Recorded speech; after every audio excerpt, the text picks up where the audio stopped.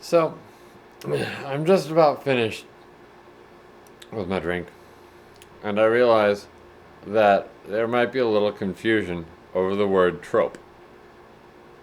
I don't know why, but that's just one of the things that comes with being a writer. Sometimes, especially when you're starting out, you hear this word trope. This trope is overused. This trope is overdone.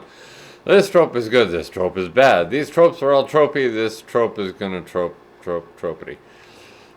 There was even one person online the other day who said, I think the fantasy genre is going to go away because its tropes are overused. Boy, talk about walking into a bar and picking a fight with the wrong people. But I thought, what are tropes? What are good ones? What are bad ones? I went to the internet first. That was a bad idea because the internet just gives you definitions and it doesn't help you. So here's what a trope is. A trope is a common tool, theme, or writing device used so often that you can recognize it when it's there. For example, revenge stories. They go a certain way, normally, and that's how you can recognize a revenge story from a love story. Love stories also have certain tropes, ways that they go. If you think about Hallmark Christmas movies, which are all the exact same tropes, people love them for it. I don't know why. But you look at those, they use the same tropes. So much that it's a joke. Rich, successful woman goes to hometown where a guy teaches her the meaning of Christmas and they get married. And that's how the story goes. There are bad tropes like that are what makes a trope bad is when you use it so much you don't even try to hide it anymore. It's like if you're a painter or a cook. Let's say you're a cook, because I'm a cook. You're a cook, and your big trick is you really know how to use cilantro.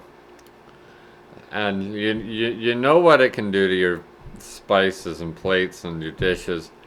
And you use it for that, but then somebody says, this is too much cilantro. Well, it is, because you didn't hide the cilantro in a dish, you just put it out there on the plate, and somebody's going, how do I eat this? It's just cilantro. And so that's a badly done trope.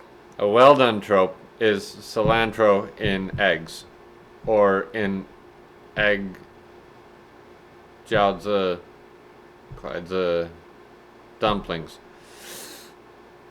When you use it in something so much that it becomes, this is my cat, when you use it, it becomes a part of the feature, then it ceases to be a trope. That doesn't mean it isn't a trope when you start, like cilantro is still cilantro when you start putting it in your food.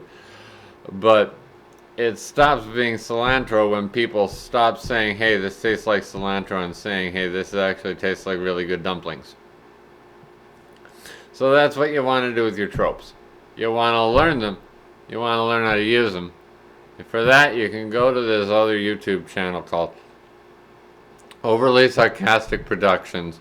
They do trope talks, and they're wonderful. You can also check out Terrible Writing Advice. He talks about all the ways that tropes are used badly. He's hilarious. Check him out and subscribe. But that's what a trope is. A trope is something used so often that you can recognize it. A badly used trope means any normie reading it recognizes, oh, this is just supposed to be here because it's supposed to be a 5-man band, so you need a 5th guy. But a story crafter will always recognize a trope because they use the same tools. Like another cook will always recognize that I'm using cilantro because they also use cilantro. Everybody else just thinks they're good dumplings. A good cook will always recognize this. You will always recognize other people's tropes, especially when you learn to see them. The point isn't that tropes are bad and you should never use them.